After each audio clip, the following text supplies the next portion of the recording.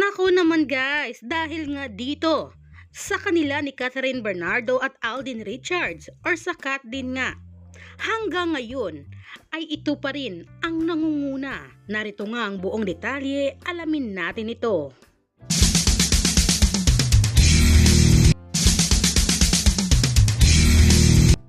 Hanggang ngayon ay usap-usapan o trending na trending pa rin sa social media platforms.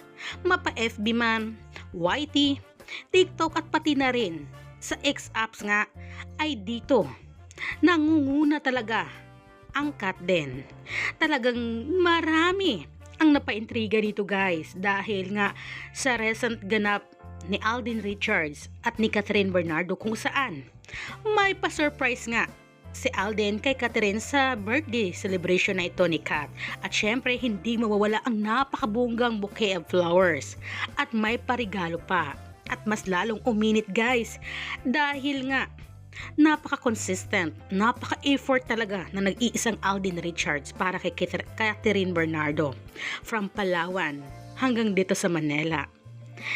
Ang birthday celebration ginanap nga ay andun, present nga ang nag-iisang Alden Richards. Kaya naman, marami ang kinilig ng bonggang-bongga sa kanila, lalong-lalo na nga ang mga fans nilang dalawa or ang mga Kat din fans.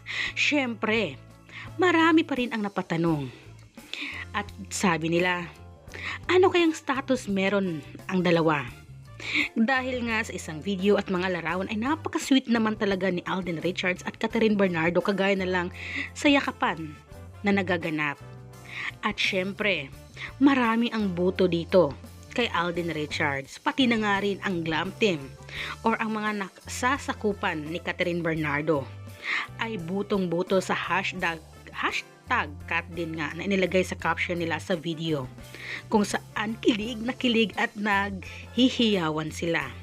Kaya guys, alam ko marami sa mga Kat din fans ngayon ang tuwang-tuwa at kinilig ng bonggang-bongga at the same time. Sabi nga ng ilan, sana panindigan nyo ang kilig namin.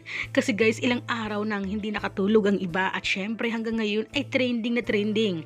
Unang-unguna pa rin ang Kat din nga sa trending sa social media. Ilang araw na ito guys dahil nga sa Kat din. Kaya talaga marami ang nag-aabang at excited na kung may project ba tayong aabangan sa kanila or may part 2 na nga ba ang Hello Love Goodbye na inaabangan ng mga fans nila. Kaya guys, kayo, anong masasabi nyo dito tungkol sa Kat din ngayon? Comment down below and please don't forget to like, share, and subscribe.